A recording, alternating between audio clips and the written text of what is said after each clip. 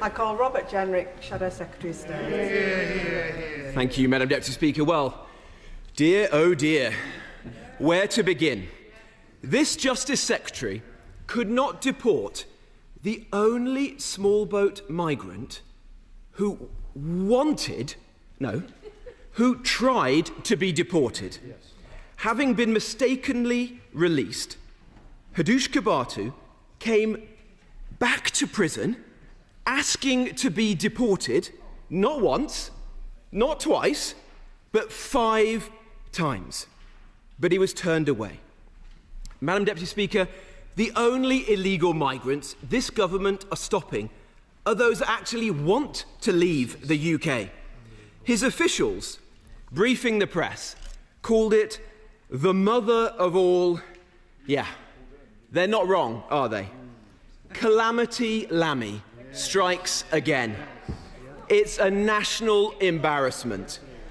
Be in no doubt, from start to finish, the Kibatu fiasco was a creation entirely of Labour's own making. So I say to the Justice Secretary, there's no point coming to the House today professing to be livid at the consequences of your own policies. The British people, they can see straight through you. The Shadow Justice Secretary, I'll give him this, he's smooth. But as my mother would have said, if he was chocolate, he'd lick himself.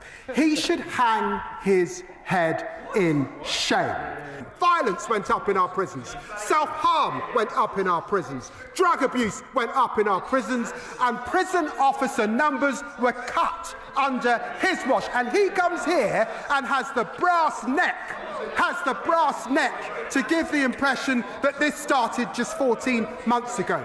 And then he says that the sentencing review will actually let more foreign nationals out. He's wrong. We've actually brought down the threshold so that you can now be deported with just a suspended sentence. He knows that. Read clause 42 of the bill and he will understand it properly. Hadush Kabatu, the man at the centre of this debacle, was mistakenly released from prison. But instead of disappearing, he did something almost unheard of. He came back. Not once, not twice, but 5 times, asking to be deported. 5 times. And every single time he was turned away by the same system that claims to be cracking down on illegal migration. It's so absurd it could fill a comedy special, except it's real, and it's costing taxpayers millions. Madam Deputy Speaker, if irony could be weaponised, this would be a national security issue. The only migrants this government is actually stopping are the ones who want to leave. And what do the officials do? They brief the press and call it the mother of all blunders. For once, they might be right. Calamity after calamity. That's the new brand of British governance. The department meant to enforce law and order has become a punchline. The Justice Secretary acts shocked, but really he's the author of this mess. Every headline, every failed policy, every red-faced apology leads back to the same place. A leadership vacuum. And while they squabble over whose fault it is, the country sees through it. The British people are tired of excuses, tired of chaos, and tired of politicians who break everything they touch, then act surprised when it falls apart. From start to finish, this fiasco isn't just bad luck, it's a product of pure mismanagement. Every layer of it reeks of political carelessness dressed up as reform.